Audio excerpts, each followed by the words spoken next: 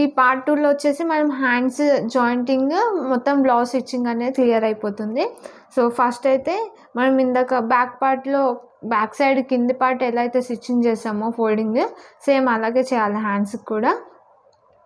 Hands తీసుకొని so ఒకదాని మీద ఒకటి వేసుకోవాలి. సో మనకి పైకి కనిపించేది రైట్ సైడ్ అనమాట, రాంగ్ సైడ్ వచ్చేసి కిందికి ఉంది. మనం ఫోల్డ్ చేసినప్పుడు ఎలా అయితే ఫోల్డ్ చేస్తామో తెలుసు కదా ఫోల్డింగ్ది, అలాగే. అండ్ ఇక్కడ వచ్చేసి మనము వన్ లైన్ కిందికి పెట్టుకోవాలని చెప్పాను కదా original. So 1 line original cloth కిందికి పెట్టుకొని స్టిచ్చింగ్ చేసుకోవాలి. సో లైనింగ్ ఉంది, కింది సైడ్ ఉంది చూడండి. సో 1 లైన్ పెట్టుకొని స్టిచ్చింగ్ చేసుకోవాలి స్ట్రైట్గా.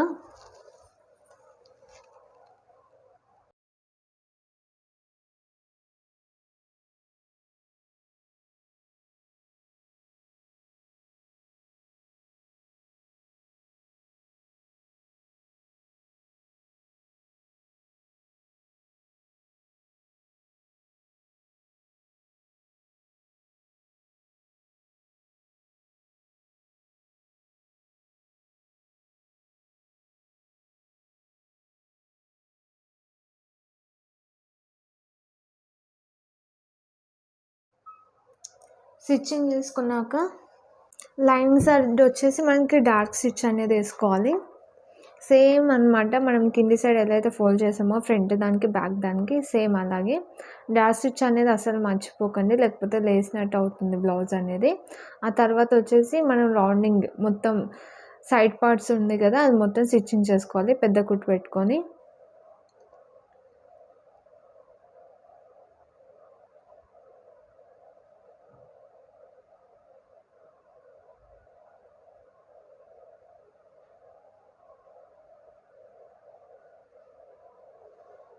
సో మొత్తం షేప్, రౌండ్ షేప్ మొత్తం స్టిచ్చింగ్ చేసుకోవాలి.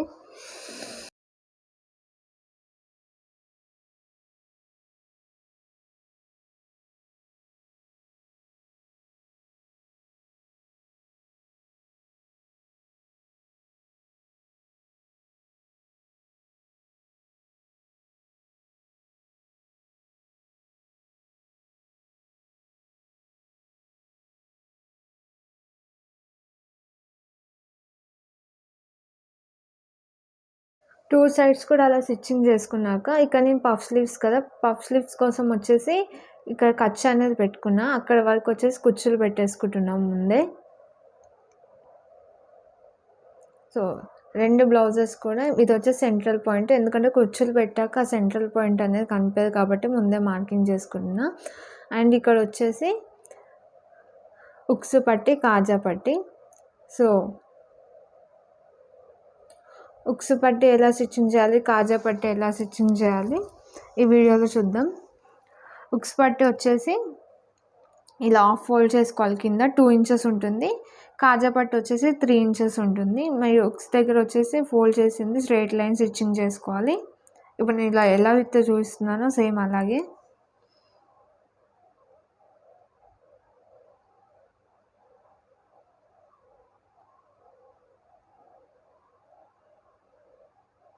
ఇది కూడా ఇటు సైడ్ ఫోల్డింగ్ చేసుకోవాలి. మీకు ఎక్కువ ఫోల్డింగ్ ఉంటే కట్ చేసుకోండి.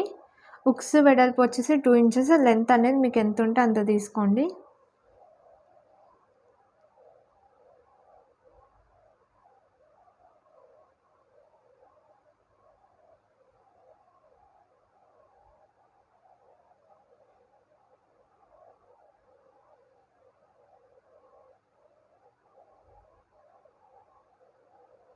ఇలా స్టిచ్చింగ్ చేశాక ఓపెన్ చేసేసి హాఫ్ ఫోల్డ్ చేసుకోవాలి. దాని తర్వాత మొత్తం ఫోల్డ్ చేసుకొని స్టిచ్చింగ్ అనేది చేయాలి.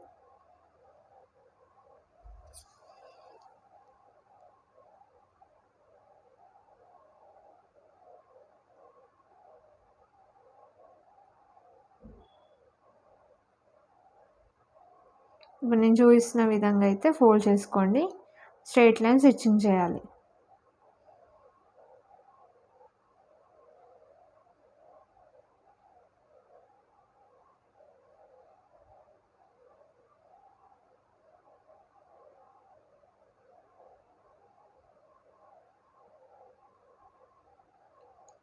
ఇది వచ్చేసి ఉక్స్ పట్టీ అనమాట. ఉక్స్ పట్టీ వచ్చేసి లోపల సైడ్ ఫోల్డింగ్ ఉంటుంది.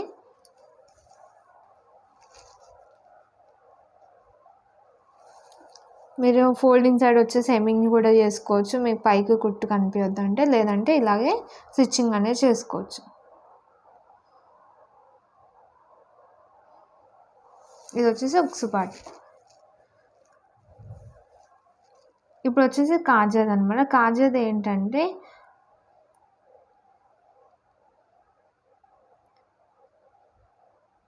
మనం లోపల సైడ్ నుంచి లైనింగ్ సైడ్ నుంచి బయటికి ఫోల్డ్ చేస్తామన్నమాట. నార్మల్గా మనం ఎట్లయితే మనం ఉక్స్ పట్టి స్టిచ్చింగ్ చేసామో సేమ్ అలాగే మీరు లైనింగ్ సైడ్ నుంచి ఒక లైన్ స్టిచ్చింగ్ చేసుకోండి. దాని తర్వాత ఇప్పుడు నేను ఎలా అయితే చూపిస్తున్నానో అలా ఫోల్డ్ చేసుకోండి. ఇక్కడ ఈ పార్ట్ అనేది కట్ అయిపోయింది కాబట్టి చూపిస్తున్నా. మనం ఫోల్డింగ్ సైడ్ స్టిచ్చింగ్ చేసుకుంటాం కదా ఒకటి, ఇందులో వచ్చేసి హాఫ్ స్టిచ్చింగ్ చేసుకోవాలి.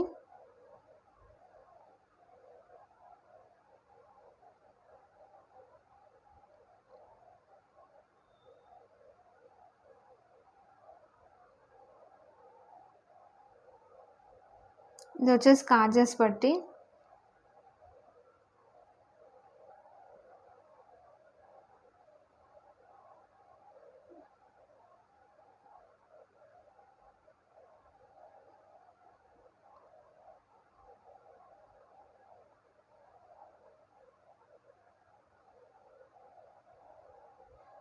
దీన్ని కూడా ప్రెస్ చేసుకోవచ్చు. రివర్స్ తీసాక ఇలా రివర్స్ తీయాలి. ఇలా ఉంది కదా, ఇలా రివర్స్ తీయాలి. దీనిపైన కుట్టేయాలి. ఇక్కడ మనం కార్నర్స్లో లోపలికి వెళ్ళిపోతుంది కదా, దాన్ని బయటికి తీసేయాలి.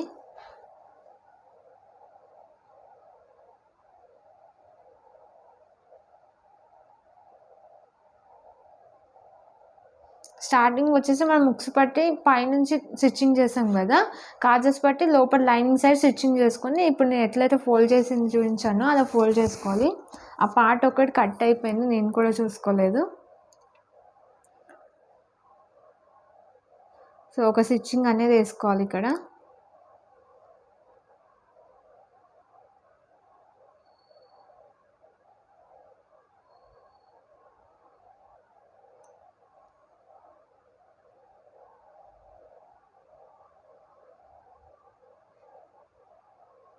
ఉక్స్ పట్టు అయితే అయిపోయింది, సారీ కాజాస్ పట్టు అయిపోయింది.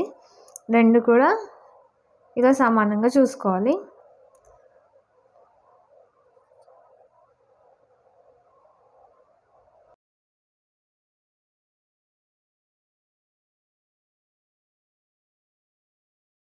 ఇప్పుడు వచ్చేసి షోల్డర్ జాయింటింగ్ చూద్దాం.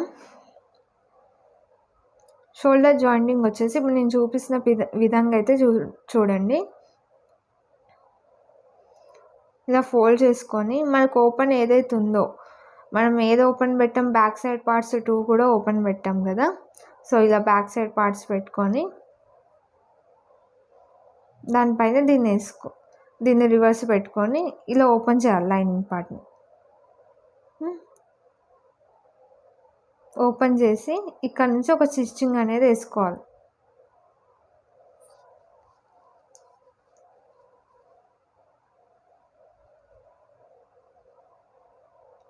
కార్నర్స్లో ఎండ్ అయ్యేలా చూసుకొని ఒక స్టిచ్చింగ్ వేసుకోవాలి.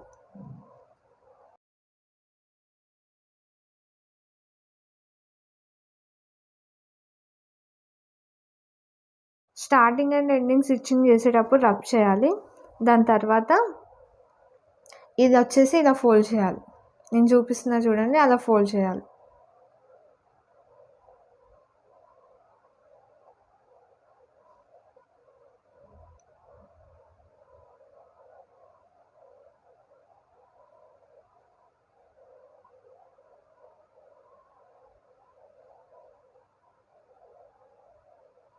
స్టార్టింగ్ రబ్ చేసుకోవాలి, ఎండింగ్ కూడా ఊడిపోతుంది లేకపోతే షోల్డర్స్. ఇంకో స్టిచ్చింగ్ వేసుకోవాలి.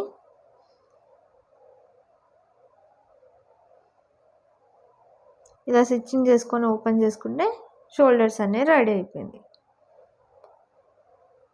చూడండి, ఇంత కూడా ఏం కనిపించకుండా ఖర్చులాగా నీట్గా వచ్చేసింది. సేమ్ ఇంకో షోల్డర్ కూడా అలాగే స్టిచ్చింగ్ చేసుకోవాలి. ఇక్కడ మనం ఆర్మోల్ దగ్గర స్టిచ్ చేయలేదు కదా! లాస్ట్ కార్నర్‌ది ఆ స్టిచ్చింగ్ కూడా ఏసేసుకుంటే అయిపోతుంది.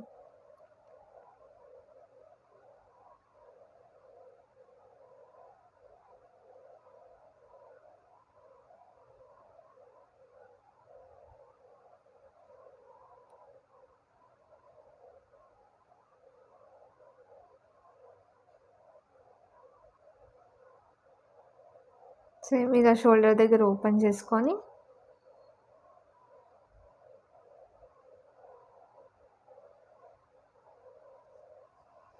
ఒక లైన్ స్టిచ్చింగ్ చేసుకున్నాక దాని పైకి లైనింగ్ స్టిచ్ చేసుకొని డబల్ స్టిచ్ చేసుకుంటే సరిపోతుంది.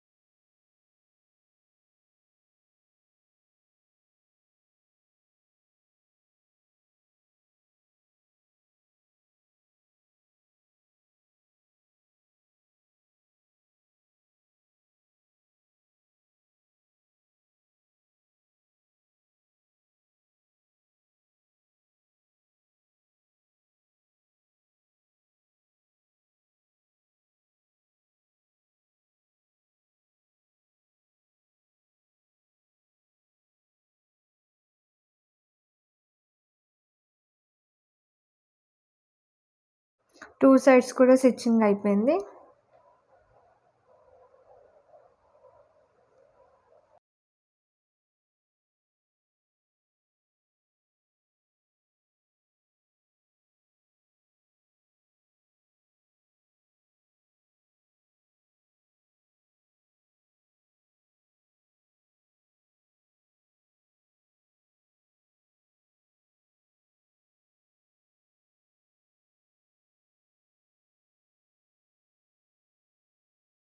హ్యాండ్స్ స్టిచ్చింగ్ చేసుకోవాలి. ఇప్పుడు దానికోసం కుచ్చులు పెట్టాలని చెప్పాను కదా స్టార్టింగ్. ఆ కుచ్చులు అనేది తీసుకోవాలి ఇక్కడ. ఓన్లీ మనకు పై సైడే వస్తాయి. చిన్న చిన్న ప్లీట్స్ అనేది పెట్టుకోవాలి.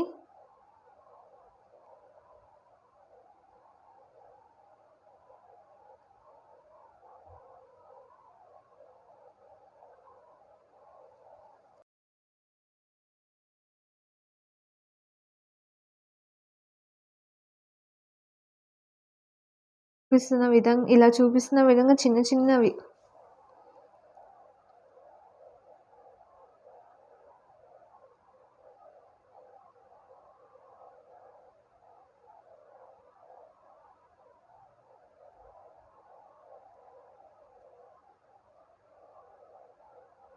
సో ఇలా క్యాప్ లాగా వస్తుంది.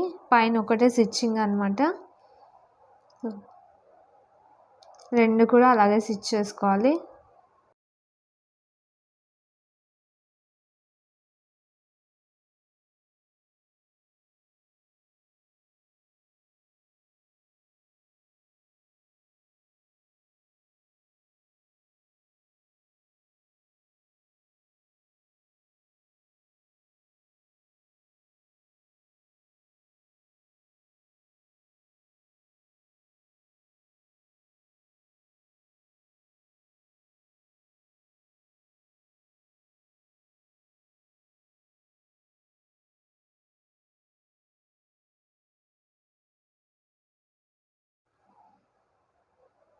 సో సెంట్రల్‌లో వచ్చేసి మనకి కుర్చీలో సెంట్రల్ మార్కింగ్ ఫస్ట్‌లో గీసాను కదా! ఆ సెంట్రల్ మార్కింగ్ అనేది పెట్టుకొని డబుల్ స్టిచ్ అనేది వేసుకోవాలి. సో రౌండింగ్ వస్తుందో లేదో చూసుకోండి. వచ్చేస్తుంది.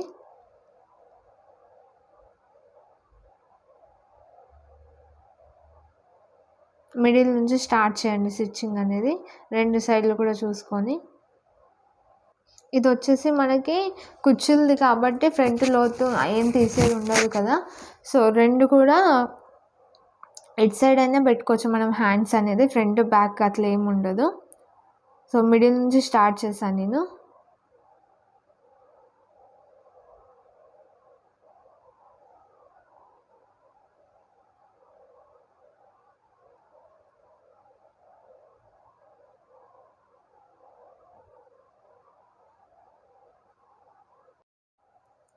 సో మొత్తం రౌండింగ్ స్టిచ్చింగ్ చేసుకోవాలి హ్యాండ్స్.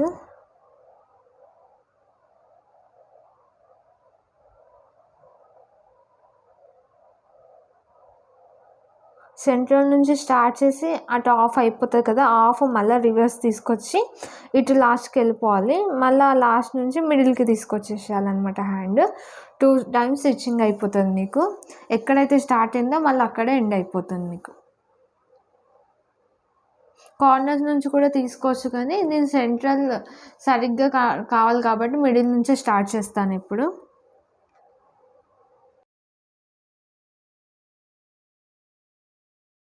ఇక్కడ చూడొచ్చు ఎంత నీట్గా కనిపిస్తుంది పఫ్స్ అన్నీ.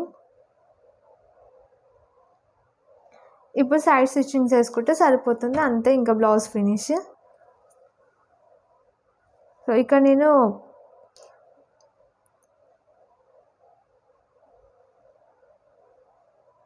చూపిస్తున్నా చూడండి, ఎక్కడ కూడా ఇట్లా ముడత రాకుండా ఈజీగా ఫోల్డ్ అయిపోతుంది. సో మనం ఫైనల్ స్టిచ్చింగ్ మార్కింగ్ అనేది కటింగ్ చేసేటప్పుడే మార్కింగ్ చేసుకుంటాం కదా, ఆ మార్కింగ్ పైన స్టిచ్చింగ్ అయితే వేసుకోవాలి.